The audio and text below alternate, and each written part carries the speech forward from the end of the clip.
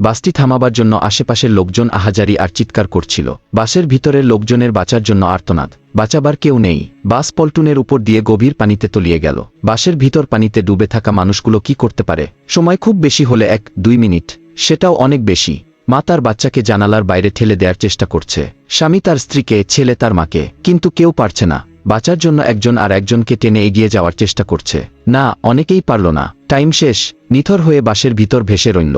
হাত মুষ্টিবদ্ধ করে রাখা বাচ্চাটার বয়স মাত্র 9 মাস। এই বাচ্চাটা ডুবে যাওয়ার সময় হয়তো মায়ের হাতটা মুঠ করে ধরে রেখেছিল। অ্যাক্সিডেন্ট কি মৃত্যু কি বুঝার বয়স হয়নি বাচ্চাটার, সাঁতার শিখার বয়সও হয়নি, খেলনাপাতি দিয়ে খেলার বয়স। মায়ের সাথেই হয়তো বেড়াতে বের হয়েছিল। বাসটা ডুবে যাওয়ার সময় এভাবে মুঠ করেই মায়ের হাতটা ধরেছিল বাচ্চাটা। হয়তো ভেবেছিল মায়ের হাতটা চেপে ধরলেই বাঁচতে পারবে, কিন্তু অভাগী মাটা বাঁচেনি, বাচ্চাটাকেও বাঁচাতে পারেনি। দুজনেই নীরবে শুয়ে আছে লাশের ব্যাগে। এরকম প্রতিটি লাশেরই আলাদা আলাদা গল্প আছে। শেষের গল্প, সমাপ্তির গল্প, যে গল্প হয়তো ছিল না কারো কল্পনাতেই। বাড়ি বাড়ি শোকের মাতম চলছে। কিছুদিন যাবে, আমরা ভুলে যাব, আবার আর এক জায়গায় মাতম শুরু হবে। সরকার লাশের পরিবারকে 25,000 টাকা দেওয়ার ঘোষণা দিয়েছে। একটা নামমাত্র তদন্ত কমিটি গঠন করেছে।